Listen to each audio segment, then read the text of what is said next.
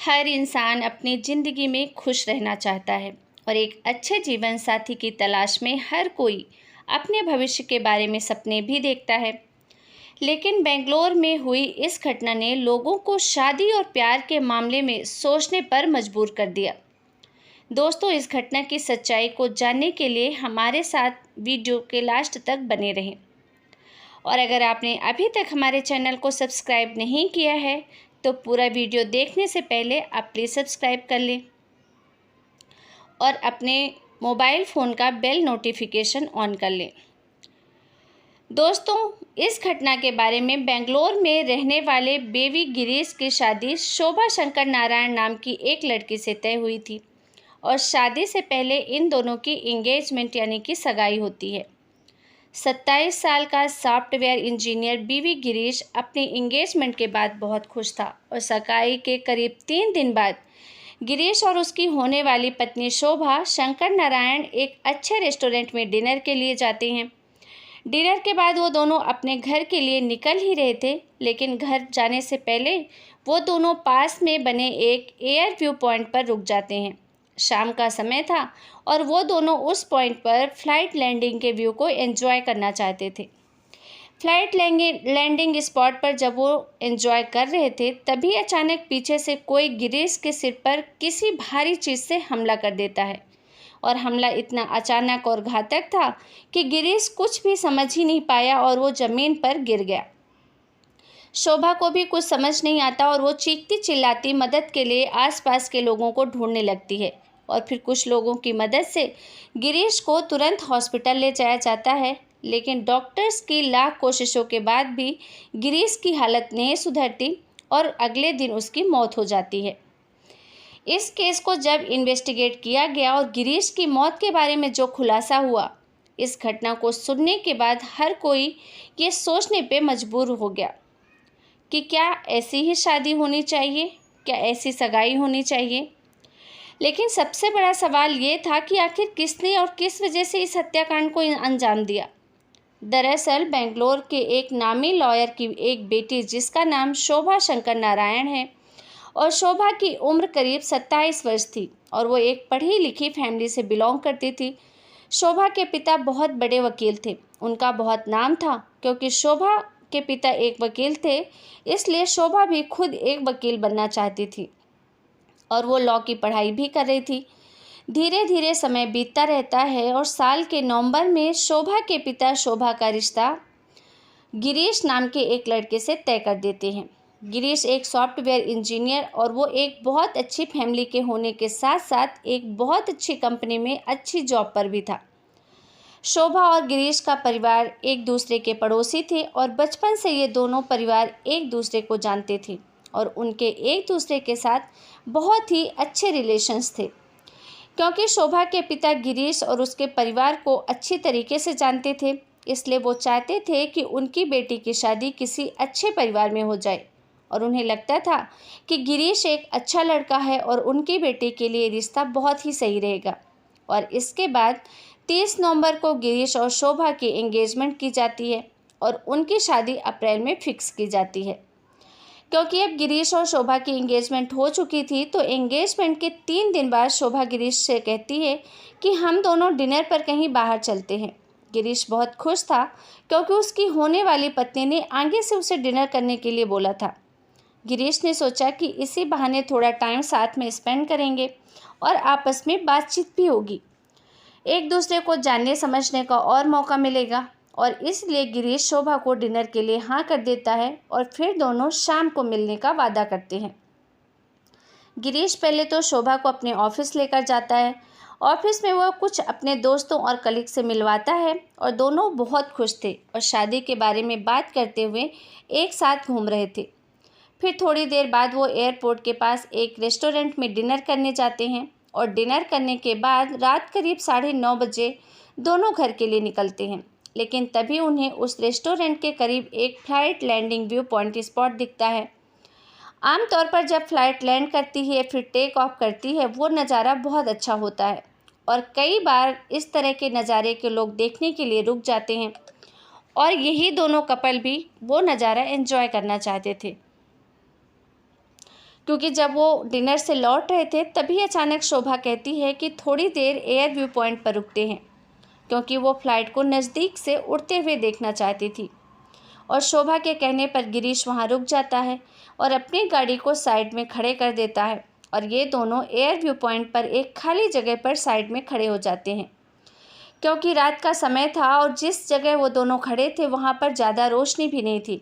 लेकिन थोड़ी देर बाद अचानक किसी ने गिरीश के दाहिनी यानी राइट साइड में उसके सिर पर किसी भारी चीज़ से हमला कर देता है और गिरीश को इतनी गहरी चोट लगती है कि गिरीश को कुछ समझ ही नहीं आता और वो बेहोश हो जाता है।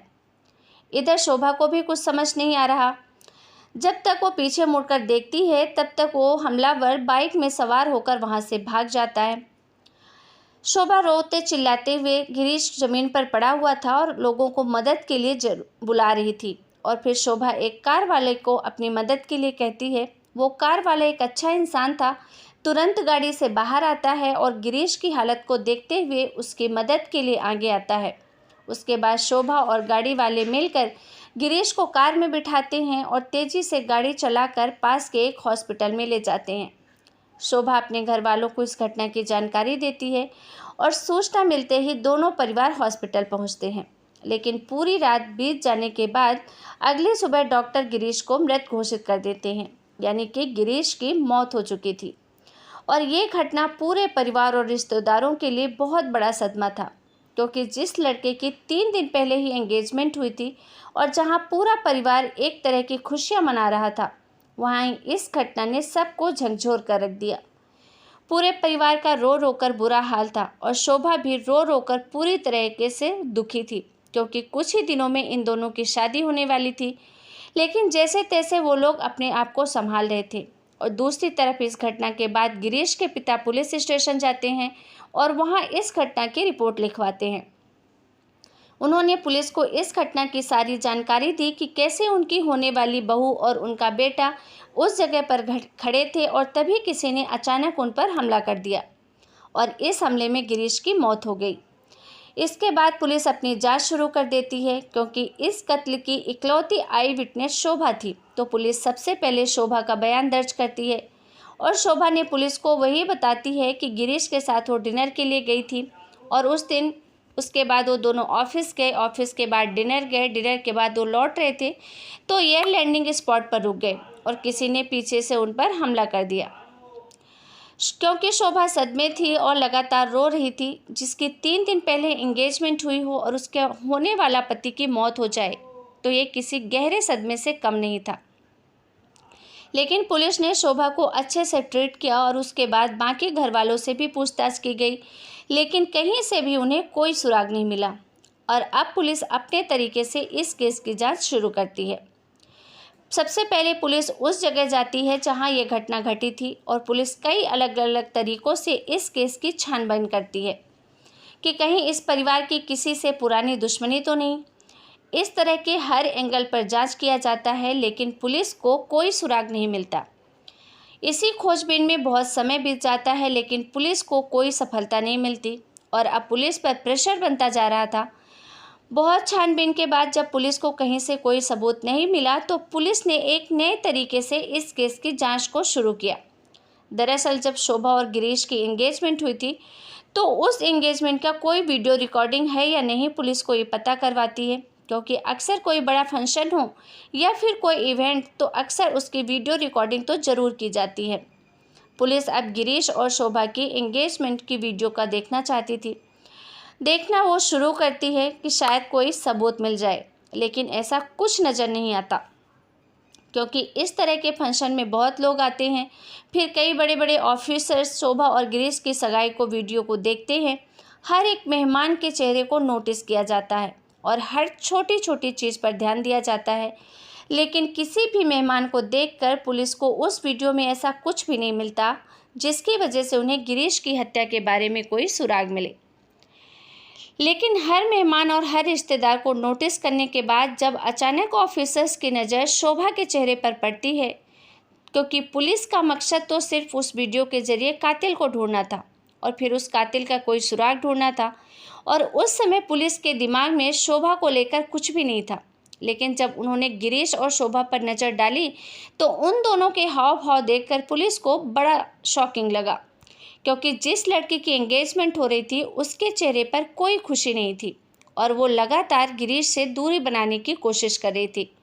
उसके चेहरे पर तनाव और गुस्सा साफ दिखाई दे रहा था। हालांकि आमतौर पर जब किसी लड़के या लड़की की एंगेजमेंट होती है तब उनके चेहरे पर एक अलग ही खुशी और चमक होती है, लेकिन गिरीश और शोभा की सगाई में शोभा के चेहरे पर ऐसा कुछ नहीं दिखाई दे रहा था और पुलिस ये सब देखकर बड़ी शॉक होती है। और कहीं ना कहीं पुलिस को शक हो जाता है कि शायद शोभा इस एंगेजमेंट से खुश नहीं थी। ये सिर्फ पुलिस का अंदाज़ा था, क्योंकि हकीकत क्या थी ये तो अभी तक किसी को भी नहीं पता था। फिर पुलिस ने सोचा शायद इसकी कोई और भी वजह हो सकती हो, लेकिन पुलिस ने अपने शक के आधार पर शोभा का फ़ोन अपने कब्जे में ले लेती है और पुलिस शोभा की कॉल डिटेल्स निकलवाती है और उससे पता चलता है कि जिस दिन ये घटना घटी थी उस दिन से शोभा लगातार एक नंबर पर कई कई घंटे बात कर रही थी। और जब पुलिस ने उस नंबर को ट्रेस किया तो पता चला कि वो नंबर किसी अरुण वर्मा नाम के लड़के का है और वो शोभा की कॉलेज में ला की पढ़ाई कर रहा था और वो शोभा से 2 साल जूनियर था। 19 साल का अरुण वर्मा लगातार शोभा से फ़ोन पे बात कर रहा था और जब पुलिस ये बात पता करती है कि अरुण वर्मा की लोकेशन घटना के दिन कहाँ थी तो पता चलता है कि अरुण की लोकेशन घटना स्थल के आसपास ही थी, क्योंकि शोभा की लोकेशन तो वहीं थी क्योंकि वो तो गिरीश के साथ ही थी, लेकिन अरुण वर्मा की लोकेशन वहाँ पर होना पुलिस वालों के लिए शक पैदा कर देता है। और इसके बाद पुलिस अरुण वर्मा को पूछताछ के लिए बुलाती है। पुलिस द्वारा जब अरुण से पूछा गया तो उसने बताया कि उस दिन में शहर में ही नहीं था। पुलिस ने उससे कई एंगल से पूछा लेकिन वो इनकार करता रहा, क्योंकि सिर्फ अरुण के मोबाइल की लोकेशन वहाँ होना काफ़ी नहीं था। इसलिए पुलिस को कुछ और ठोस सबूत चाहिए थे जिससे वो कोर्ट में इस केस को साबित कर पाए। अब पुलिस होशियारी से काम लेती है। पुलिस उस समय तो अरुण वर्मा को छोड़ देती है, लेकिन साथ ही साथ अब पुलिस शोभा और अरुण के नंबर को सर्विलांस पर डाल देती है और अरुण वर्मा जब कस्टडी से बाहर निकलता है तो सबसे पहले शोभा को फ़ोन करता है और शोभा को पूरी बात बताता है। शोभा उससे पूछती है कि तुमने पुलिस को कुछ बताया तो नहीं, तो अरुण कहता है कि नहीं, मैंने कुछ नहीं बताया, बल्कि मैंने तो उल्टा पुलिस को ही घुमा दिया। मैंने पुलिस से कहा कि मैं उस दिन तो इस शहर में था ही नहीं और शायद उन्होंने इस पर यकीन कर लिया और उन्होंने मुझे छोड़ दिया और मुझे नहीं लगता कि उन्हें अब मुझ पर कोई शक भी होगा। लेकिन उनको ये नहीं पता था कि पुलिस ये सारी बातें सुन रही है। अब पुलिस के पास ये कॉल रिकॉर्डिंग थी और इस हत्याकांड की पूरी तस्वीर अब पुलिस के सामने साफ हो चुकी थी।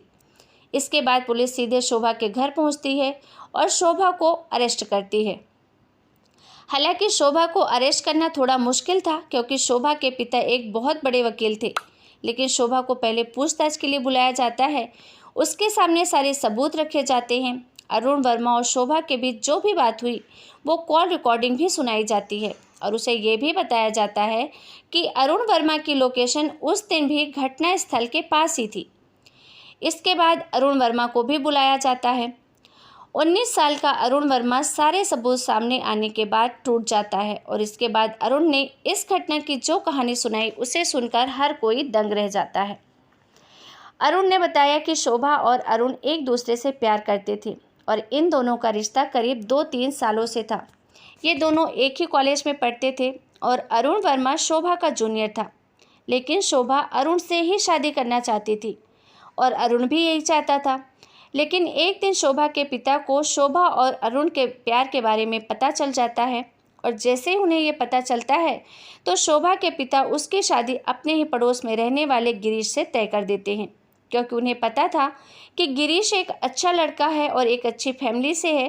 तो उन्हें लगा कि शोभा के लिए रिश्ता बहुत अच्छा रहेगा और थोड़े ही दिनों बाद शोभा की सगाई कर दी जाती है।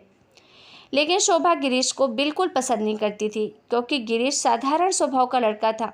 वह एक सिंपल लाइफ स्टाइल में जीने में यकीन रखता था, लेकिन शोभा को थोड़ा हाई लाइफ स्टाइल पसंद था। और सबसे बड़ी बात तो ये थी कि गिरीश उसकी पसंद का था ही नहीं, क्योंकि उसने अपने लिए तो अरुण वर्मा को पसंद किया था, लेकिन वो अपने पिता के दबाव में आकर उसने गिरीश से सगाई कर ली थी। लेकिन वो इस एंगेजमेंट से बिल्कुल खुश नहीं थी और ये भी पता चला था कि एंगेजमेंट के दिन उसकी ब्यूटिशियन यानी जो शोभा का मेकअप करी थी शोभा ने उससे कहा था कि मैं इस लड़के के साथ एंगेजमेंट तो करूंगी लेकिन शादी कभी नहीं करूंगी। शोभा ने कहा था, या तो मैं शादी के दिन ही भाग जाऊंगी या फिर मैं गिरीश को जान से मार दूंगी। अपनी एंगेजमेंट के बाद शोभा बहुत परेशान थी और उधर अरुण वर्मा से वो इस बारे में फ़ोन पे लगातार बात कर रही थी। फिर 3 दिसंबर को अरुण वर्मा, शोभा और अरुण का एक कजिन और उसका एक दोस्त यानी कि इन चारों के बीच 3 दिसंबर को करीब 76 बार फ़ोन पे बात होती है और शोभा ने कुछ इस तरह से गिरीश को अपने रास्ते से हटाने का प्लान बनाया। और इस प्लान में शोभा ने अरुण और उसके दोस्तों को शामिल किया और ये तय हुआ कि उस दिन को शोभा गिरीश को लेकर डिनर पे जाएगी और उसके बाद वो उसी एयर व्यू पॉइंट पर गिरीश को लेकर आएगी और रात का समय होने की वजह से हत्याकांड को आसानी से अंजाम दे दिया जाएगा, क्योंकि उस समय वो जगह सुनसान रहेगी। और ठीक उसी प्लानिंग के तहत शोभा गिरीश को डिनर के लिए जाती है और फिर वो एयर फ्लाइट लैंडिंग स्पॉट पर जाती है। इसके बाद उसे वो जानबूझकर एक कोने में खड़ा करती है और फिर थोड़ी ही देर बाद अरुण वर्मा और उसके दोस्त वहाँ पहुँचते हैं और वो लोग तुरंत ही पीछे से गिरीश पर हमला कर देते हैं और इसके बाद वो वहाँ से फरार हो जाते हैं। लेकिन इस हत्या के 50 दिन बाद इन चारों को गिरफ्तार कर लिया जाता है। इस केस का ट्रायल फास्ट ट्रैक में कोर्ट में हुआ और कोर्ट ने करीब 6 साल बाद शोभा और इस हत्या में शामिल रहे दोषियों को उम्र कैद की सज़ा सुनाई। इसके बाद ये केस हाई कोर्ट में पहुंचा, लेकिन हाई कोर्ट ने उनकी सज़ा को बरकरार रखा। फिर ये मामला सुप्रीम कोर्ट में चला और जब तक उन्हें जेल में करीब 10 साल बीत चुके थे और 10 साल बाद सुप्रीम कोर्ट से उनको बेल मिल गई। और इस तरह से लड़की अगर उसे अपने होने वाला पति पसंद नहीं था तो वो शादी से इनकार कर सकती थी। उसे गिरीश को मारने की कोई ज़रूरत नहीं थी, क्योंकि वो खुशी खुशी अपने आप को गिरीश के साथ जोड़ना नहीं चाहती थी और इसलिए उसने गिरीश के बूढ़े माता पिता से उनका जवान बेटा हमेशा हमेशा के लिए दूर कर दिया। तो दोस्तों, इस घटना के बारे में आपकी क्या राय है या आप क्या कहना चाहेंगे, हमें कमेंट करके ज़रूर बताइए। खैर, इस घटना का सुनाने का उद्देश्य किसी की भी भावनाओं को ठेस पहुंचाना नहीं है, बल्कि आपको जागरूक करना है, सचेत करना है। आप अपने आसपास बहुत सतर्क रहें, आप सुरक्षित रहें, सावधान रहें और अपना खूब ध्यान रखें। जय हिंद, जय भारत।